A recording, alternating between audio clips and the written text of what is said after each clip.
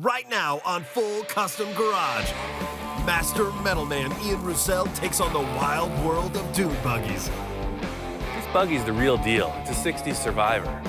I got a couple ideas that are really gonna make this thing unique. But Ian's client isn't so sure.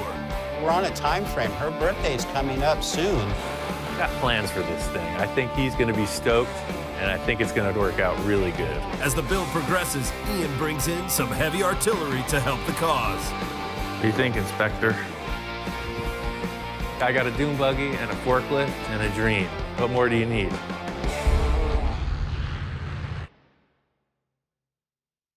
My friend Don, his wife Patty's birthday is coming up. He wants to get her something really cool. Her family has a long history with dune buggies, so he's thinking about putting together one for her. It's going to be a total surprise for her. Growing up, her dad had a Myers-Manx when they first came out, and my wife had a lot of good memories with that dune buggy out at Pismo and some of the desert areas with that. Don is a car fanatic. His wife is a little more conservative. She's always wondering what he's doing over here. He's got 6 million cars. I think that this dune buggy might seal the deal. It might win her over to our side. It's just going to be epitome of driving around in something cool, you know, especially done by Ian, because he's so creative. I recently went to this dune buggy show just to see what's going on in the scene, and it's happening. This type of car has been built for decades. It started out with simple tube frame and advanced into this fiberglass body. At the car show, you see all kinds, and people just dig them. The early dune buggies are super desirable. They're still around, but they're harder to get. What you're seeing a lot of is reproduction stuff with really high-tech performance goods. The cool factor in this type of car is that it's super unique. They're about having a good time, and everybody does it their own way. The Myers-Manx is kind of the standard. It has the reputation of being the coolest, most sought-after classic fiberglass buggy. Yeah, the fellow across the way said that this was the original, the real deal Manx. I guess this one sits on an original VW floor pan that's shortened. And just looking around it, you can see a lot of the parts are all VW Bug. Seeing all these dune buggies got me charged up. I'm ready to get this thing going. Don claims to have an old fiberglass buggy and a chassis back in one of his shops. He's got like 5 buildings, huge, all full of cars. He said just kind of look around. I guess there's a lot of stuff in here. He's not sure where it is. There's got to be 1 million cars here, and it's been sitting for decades. This car could be anywhere. Don's got stuff piled on top of stuff. Ian wanders around the Boneyard here looking at this and scratching his head all the time. And I asked him, what are you thinking about? He goes, the next project.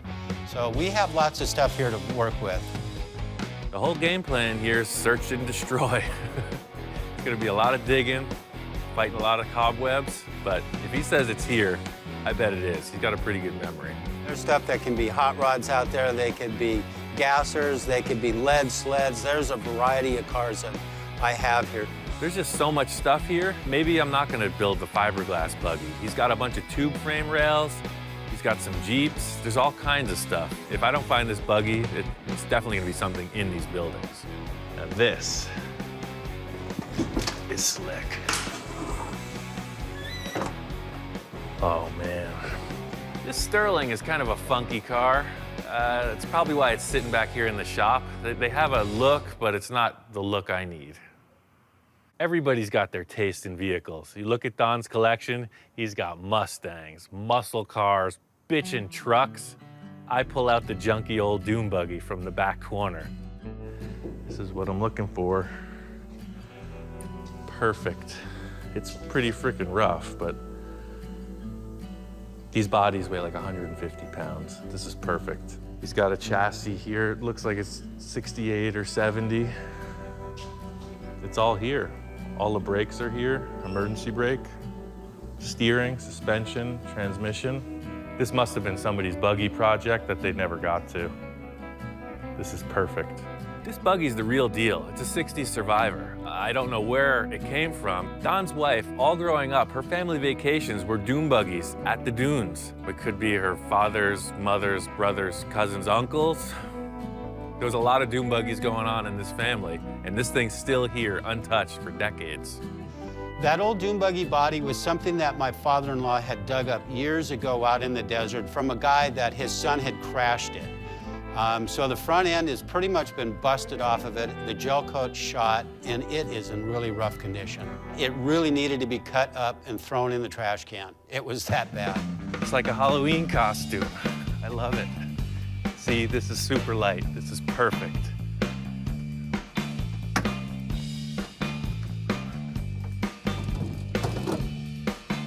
Done.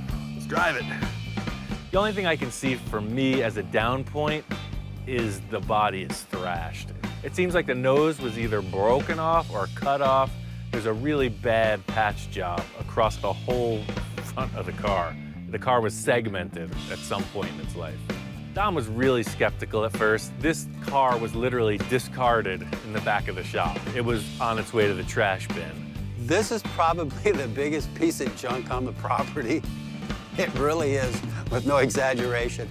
It's a freaking dune buggy. They're harder and harder to find. This is great. It's an original, old school dune buggy. I got plans for this thing. I think he's gonna be stoked, and I think it's gonna work out really good. Probably gonna make a roll cage around the front windshield area.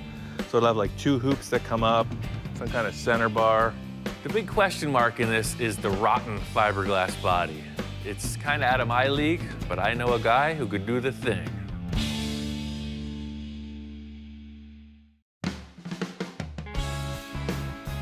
I really like to do everything myself, but I don't mind another guy getting itchy on my behalf. Fiberglass is a really terrible material to work with. It's one of the few exceptions I'll make. Smiley's work includes every material you can think of. Metal, plastic. I'm going to him because he's a fiberglass master, and that's what I need. We do a lot of fiberglass work, mold making of all sorts, all shapes and sizes. We realize designs for designers. We build exhibits for museums and for galleries and for film and theater. Yeah, here you go. Hey, just in case you break your leg. Perfect. Hey, break a leg. Wow, that's awesome. But we focus a lot on the sculptural aspects of artworks. I've seen this guy do all kinds of fiberglass work, creating from molds, just hand laying stuff. Cars really aren't his bag, but this is a fiberglass body, and I know this guy's a whiz. Ian came in with a very specific problem that needed a very specific answer. Well, we glassed it all back together. Whoever glassed that beforehand had no idea what they were doing.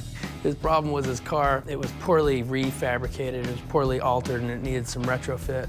It's pretty straightforward fiberglass repair. However, it was pretty spectacular how big the screw-up was on the previous fabricators. Part. It looked like they cut the whole nose off, right? I think they cut the whole nose off and then glued it back together with some kind of combination of chicken wire and bubble gum. Right. We just basically cut out the old section and re-glassed everything the way it should have been. But I can show you if we flip it over, maybe that's a good place to start. Yeah, because I remember it was barely hanging on there. That's why I wanted to attach it, right. So, it got really thick in some places, but I'll tell you why. So basically this whole section had some kind of chicken wire in it, and it had no cloth whatsoever in it. The cloth is what obviously gives it strength, but it was just solid resin, which is basically like holding it together with a piece of like glass or something. Well, when I picked it up, it was just chunking out those big plastic shapes, so I knew something was wrong. Yeah. It's nice and strong. Sure, that's what I was looking for. So basically there's an area about 6 inches wide all the way down that went across. Walking in, looking at the car right away, I knew he nailed it. It sits level on the floor. It was all crooked before. The thing's got globs of fiberglass on it, which is what I needed. I need the thing strong and ready to go. It should be straight now. It all sits on the floor now.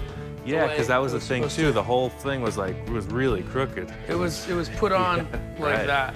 It's like somebody had it set up on a freaking crate on one side and then glassed it together. I was really hoping that this thing might be sanded and actually a nice glossy paint job on it, but Smiley's super busy. What he did was what I asked him. He got the thing back in action. Structurally, it's there. I gotta take it, sand it down, bond to it, and get it ready for paint. Well, that's the thing, man. I think I could do all the finished bodywork. It was just this structure that I was clueless. I wanted to be sure it was done right. He works pretty much exactly like an artist in the studio works. He has an idea, and he musters the resources that he needs to make it happen. And he's got a number of projects going at the same time. But he works pretty much as if a painter would be working in the studio. He's got everything there. I don't think he really even works with assistants much. He certainly doesn't work on a kind of a manufacturing kind of capacity. He's definitely hand building everything with hand tools in a studio situation. It's not a factory. That's unique craftsmanship, that's unique artistry. And I mean, because he's designing stuff completely on his own, I would not put those in any other different category than like fine art. The fact it's got wheels and motors, that doesn't make any difference at all. I think he's making art. I don't think he'll admit it. For a lot of people, cutting a car in half would be a real trial. I've done this so many times, it's like a 2-hour process. I'm gonna cut this chassis in half, shorten it 15 inches, and get on with it. I brought the body back to Don's. I put it on the chassis, and I want him to check it out. I got a couple good ideas, and I think he'll go for it. This is the car that was all the way in the back there, and I think it's got potential. It looks rough, but it ain't that rough. What I'm gonna have to do is shorten the chassis. This is a stock Bug floor pan. It was laying in the back there too, but you can see how the tires are out of place. With the body sitting on the pan, the pan hasn't been shortened yet. It looks a little odd. It's still looking a little rough around the edges, but I have a lot of faith in Ian on this project. Well, this would be great. This would be a little go-around deal for the wife around the yard here. It's a pretty unique body. That's why I picked it. It's gonna be cool. To see this old girl come back to life is gonna be really, really something. Seeing it a rolling project now looks a lot better than seeing where it was before. And it's starting to come along. It's still rough, but there's hope at the end of the tunnel here. Don's got a body and a chassis. I got a VW engine and a few other parts. I think this thing can come together quick. Right on, man. Well, I'm gonna wheel it out of here and get to it. Okay. After I left Don's, I gave this car a good coat of primer. It's pretty much ready for fabrication. I got it back here in my shop, and it's time to start the fun part. The stock VW Bug is 15 inches longer than this fiberglass body, so the first step is to cut this thing in half. For a lot of people, cutting a car in half would be a real trial. I've done this so many times, it's like a 2-hour process. I'm gonna cut this chassis in half, shorten it 15 inches, and get on with it.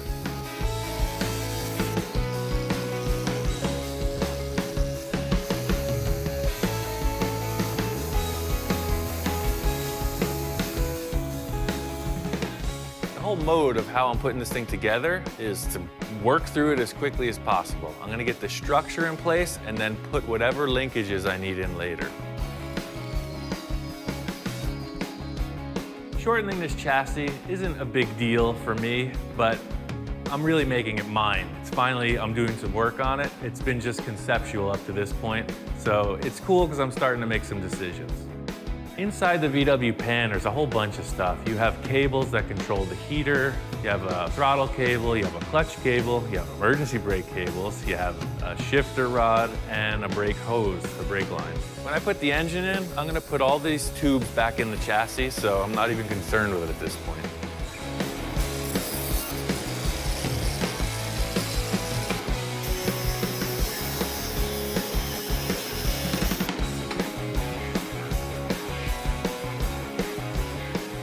Deal. You see, there's really nothing to it. It's pretty straight ahead.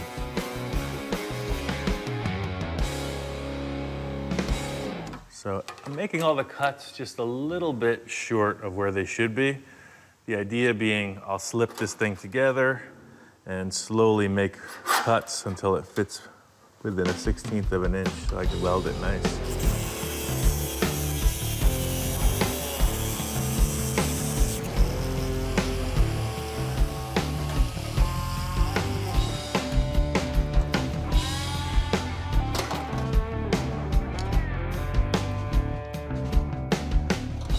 push the chassis back together, shorten the wheelbase, it looks great. I'm gonna weld it up and put the body on. It's the first time with the proper wheelbase.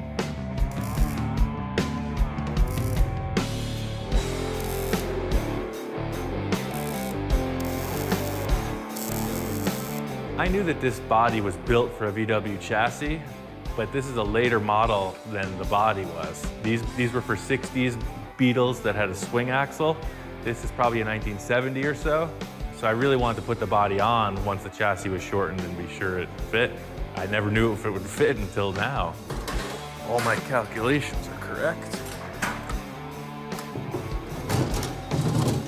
Put the body back on the chassis, it looks great. I'm stoked. Now it's down to just getting the Dune Buggy specific parts put together.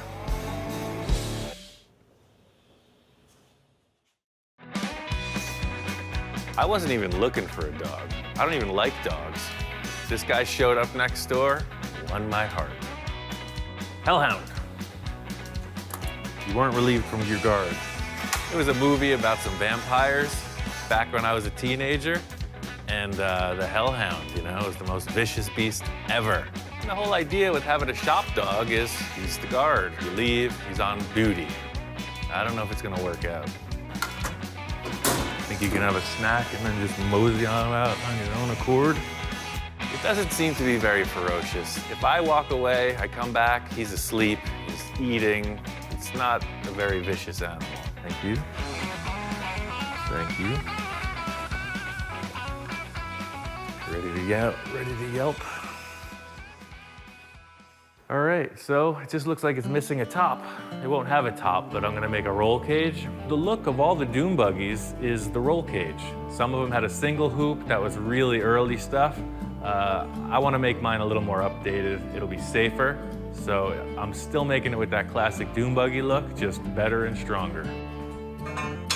So I'm using this 1.5 inch round tube. It's a 1/8 wall. It's good for a roll cage like this. Full race would be 1 5/8 inches, but 1.5 inch for a light car like this is perfect. Roll bars are pretty much standard. Race cars, off-road cars, you name it. Safety is the name of the game. The weight of this car and the strength of the tube is an ideal match. This thing can roll over, no problem. The whole idea with a roll cage is you just want room to live. You know, if something goes wrong, you want the passenger and the driver protected. The roll cage is the silhouette. It's the big part of the proportion of the car. I just want to make sure that it looks right.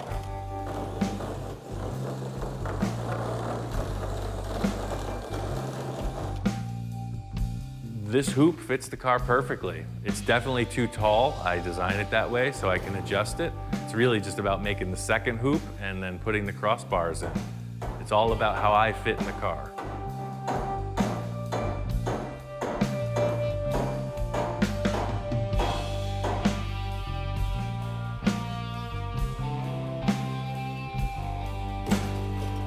Don has got piles and piles of stuff. I found these 2 cool seats in one of his shops, and they fit the bill.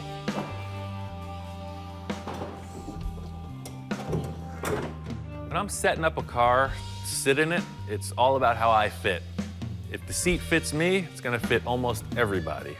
Yeah, that windshield height's perfect. So the back hoop will be just above my head, and I'll have 2 tubes going forward.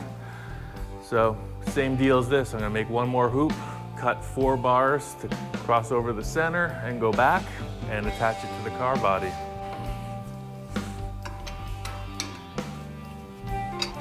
You can see these bodies are made to have this exact style roll cage. See how it fits in perfect down the corner?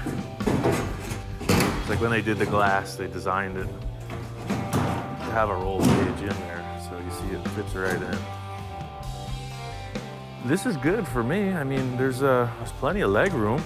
You know, by shortening the car, you think, oh, we're gonna make it unusable, but remember, this Bug was a 4-seater, as small as it is, so I'm actually sitting where the front seats should be, just a little bit further back. Everything looks good. I just need to make the cross members on the roll cage, and it's a done deal. So, worst case, this is the height should all hell break loose. plenty of room. That's perfect.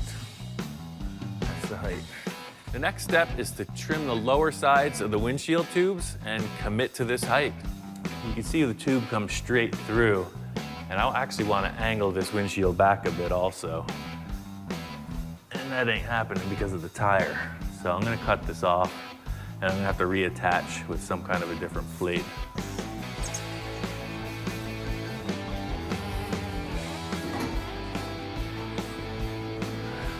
I'm gonna leave these clamps on there.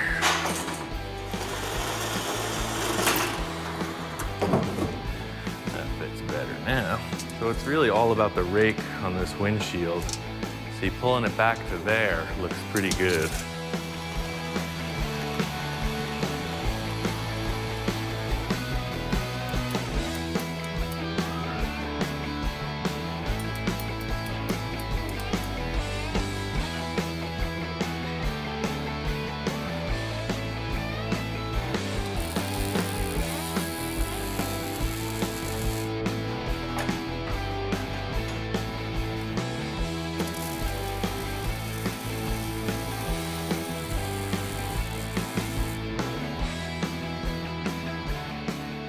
The whole thing with this is usability. It's gonna put some structure back in it because this fiberglass is pretty beat up, but this design is really so you can get in and out really easy. You know, you got some monkey bars to hold on to. So that's the deal. You know, when you're going around the dunes and you need something to hold on to, you got it. And then to get out, you got a handle. And it looks cool. Ever since I started this project, I've been thinking about the engine. Searching around at Don's, as usual, he's got so much stuff. I find an electric motor for a forklift. Just in a pile of parts, you know, there's this electric motor, there's a bunch of switches, speed controllers, just electric stuff. Just got me thinking. I mean, an electric dune buggy, nobody's got that. That thing has been around before I've been married, and I've been married 35 years, so that thing is from the 60s, so it's gotta be 50 years old, and I don't even know if it works. I know nothing about it other than it's sitting out back. I've wanted a dune buggy forever, so building this, I'm kind of living vicariously through Don's project. I built an electric car before, and it's just a cool idea. I'd really like to make this happen. Yeah, I'm a little concerned, as old as this electric forklift is, if the parts will work. And then we're on a time frame. Her birthday's coming up soon, and I would love to have it ready for her birthday, for that big surprise. A typical story for me is just a bunch of stuff that doesn't belong together. I got a dune buggy and a forklift and a dream. What more do you need? I think electric car is happening.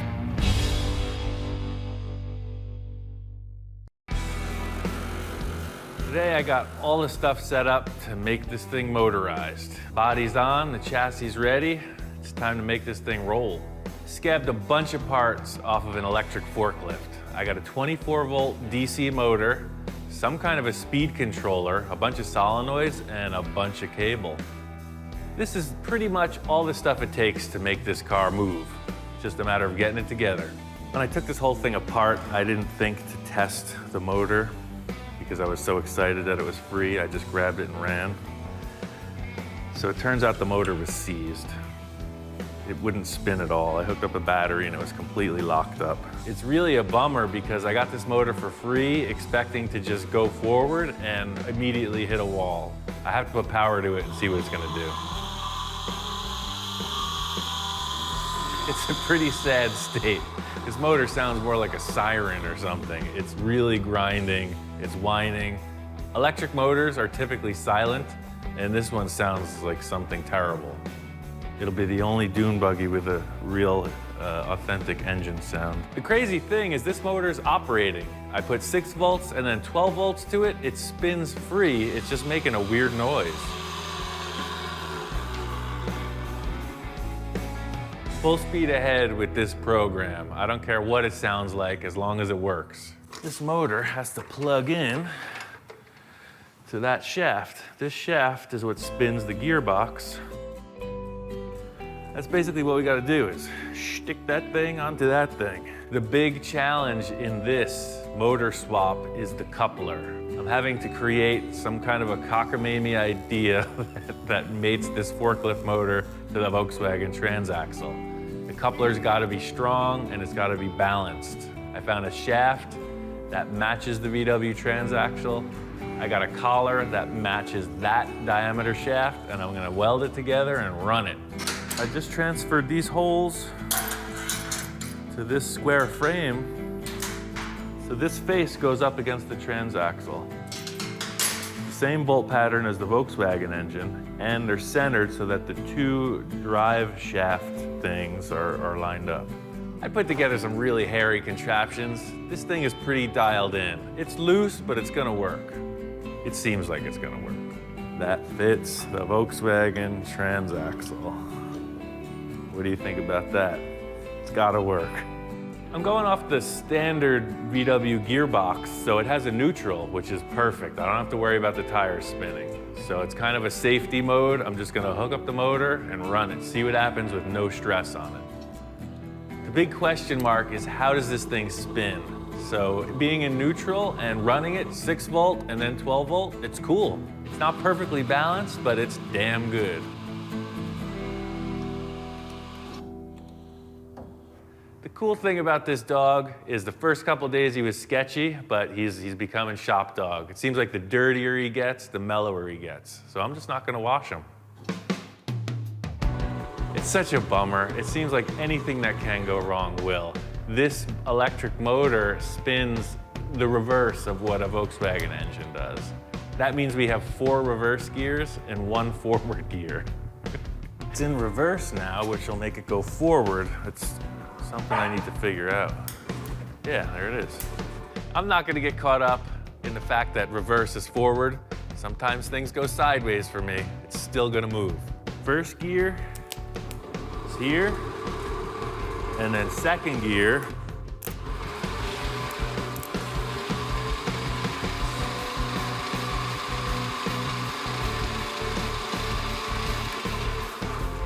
and then with 4 batteries, you'll have 4 gears. Should go 1,000 miles an hour. This proves that it works. There's 3 things I gotta do. Mount the motor, put a steering wheel in, and add some kind of brakes.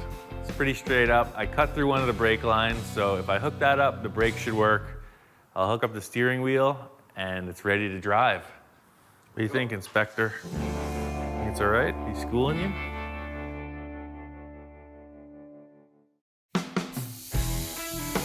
Today is all about getting the car ready for a test drive. Bolting on the body, finalizing the steering column, bleeding the brakes, and just making sure it's ready for the road. I got 2 batteries in the passenger seat, a 6 volt and a 12 volt. What it's gonna do is give me the opportunity to choose a low gear and a high gear. I'm not that familiar with electricity, you know? I've heard rumors about hitting people with a stick if there's an electric issue, so I'm gonna put my welding glove on and just try to isolate myself from the circuit. I am literally stabbing the terminal with a big old cable, manually. Right-hand drive, ting. So we got a low gear, right? 6 volts. Then quick to 12. And we're off. You know, I really wasn't that nervous. I'm ready to go out at any time, you know. This dune buggy would be a great way to pass. I'm always ready for the worst, but I stuck the cable on the battery and it just worked.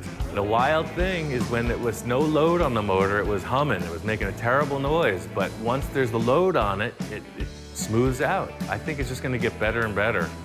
This is like a breakthrough. It was all a huge question mark. I've been really stressed about it because the torque that electric motors make will rip stuff apart, and I just didn't want to break.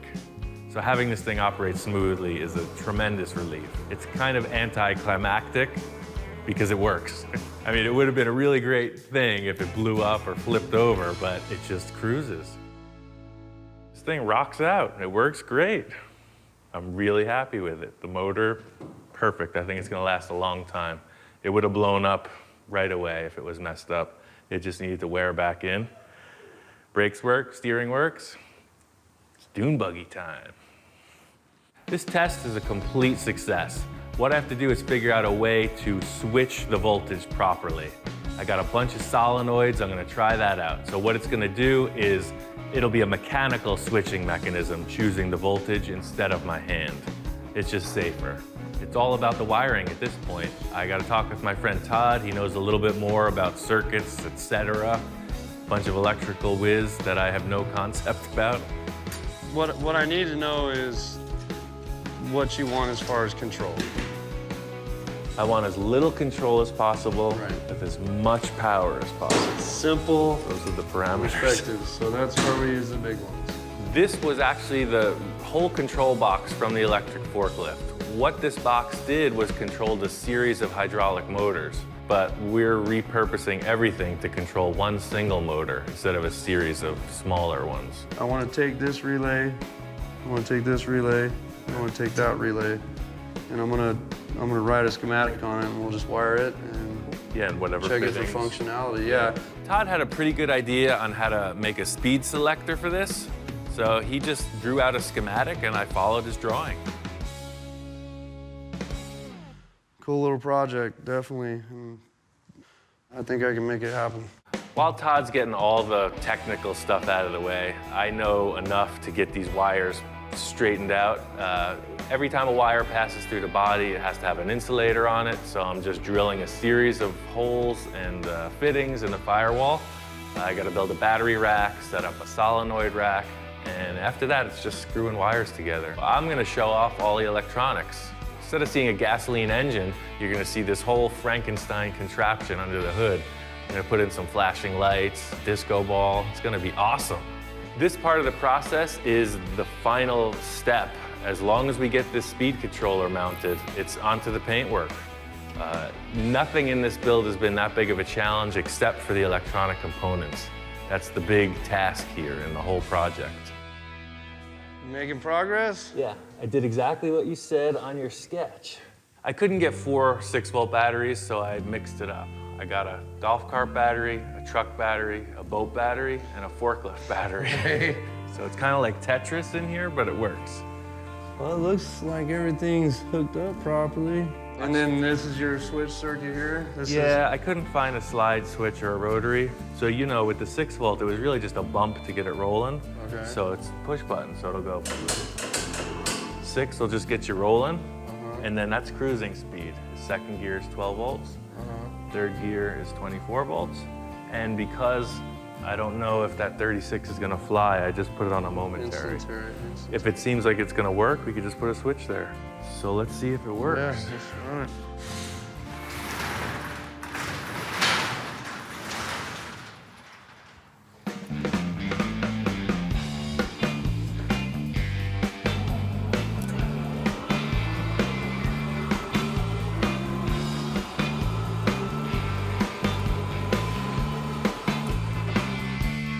That is rad, man. I'm telling you what.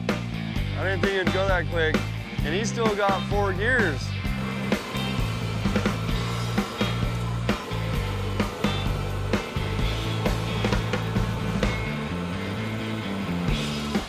It's a little spooky when right out of the box it works, you know? Speed controllers operated fine, there's power, there's speed. We're ready to rock. See that? It worked. That is brilliant. Dude! Totally works. Right on. Awesome. Yeah. It's kind of bland. I want to do some kind of graphic thing. The painter that's done this knows where he's going. I'm just going.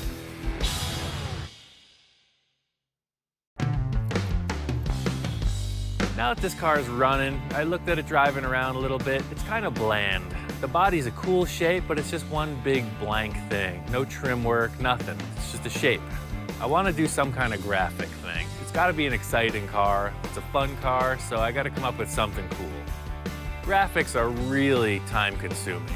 3M gave us a whole ton of tape, so I'm going to use every bit of it. I'm going to tape off the whole body of this car and come up with a cool graphic job. I got a silver car, I want red stripes, so I'm gonna tape it off everywhere so that the only part that gets the paint is where I want the red. The wild thing about this is I have so many lines going on, I'm not gonna know what it looks like until it's painted. This is just an idea. The whole deal is it's gotta be symmetrical, and it's a million pieces of tape on this, so they gotta seam together flawlessly, because if tape doesn't line up, the paint doesn't look right, doesn't look pro.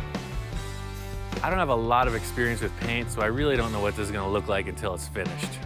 Really, once the clear coat is on, that's the finished result, and a painter that's done this knows where he's going. I'm just going. Eastwood gave us a whole urethane kit. It's got this red base coat. You just thin it out. It has no catalyst. It's super easy to use. You just mix it and spray it. Worked out really good.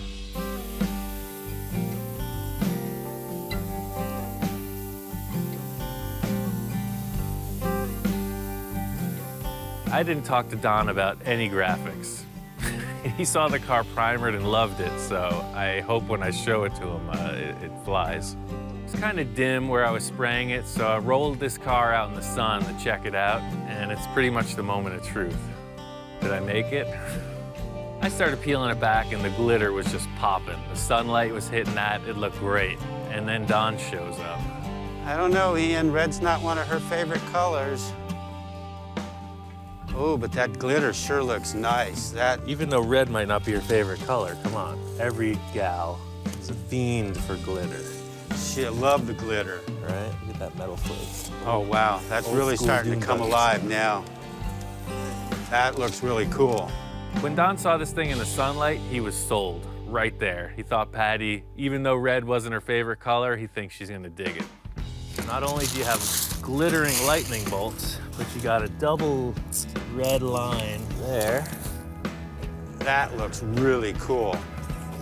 I'm stoked that the paintwork happened. It was a little touch and go, but it worked out perfect. So once this base coat sets up a little, I'll clear coat it, and then really it's just like put on the headlights, put in the interior, and she's ready to roll. I think 3 days is good. Yeah, when he pulled the tape off and it was done, and the clear coat was the next step, I knew it was gonna come alive then. It looks absolutely great. Wonderful, wonderful. Be just in time for her birthday, man. Be perfect. Hope Be a she great likes it. surprise. Oh, she's gonna love it. All right. Okay, I'm going back to work. I'll be here.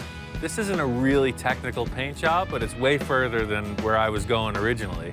And that's the thing, once you get excited about something, just keep going with it.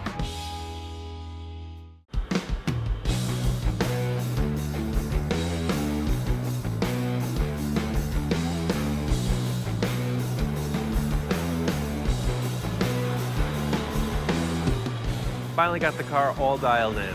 Road tested it for a while, seats are in, carpet's laid. It's time to show it to her.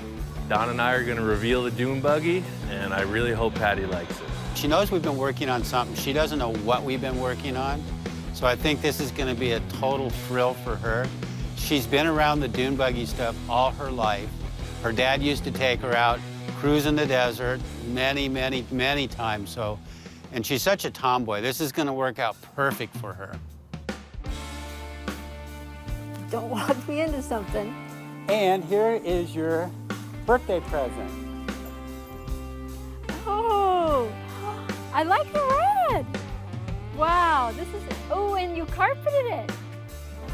This is totally cool. No gas, all electric. Oh, wow. You can hot rod this around all you want around the compound here. That's so neat. And it has the hubs just like the race car. Just like Dad's race car. That's awesome. This is gonna be so much fun. Hot damn, she loved it. She really, really loved it. It's way cool. I like that it's sparkly, and I like the red. The pinstripes and everything on it is really cool, draws a lot of attention. It's way cool, I like it.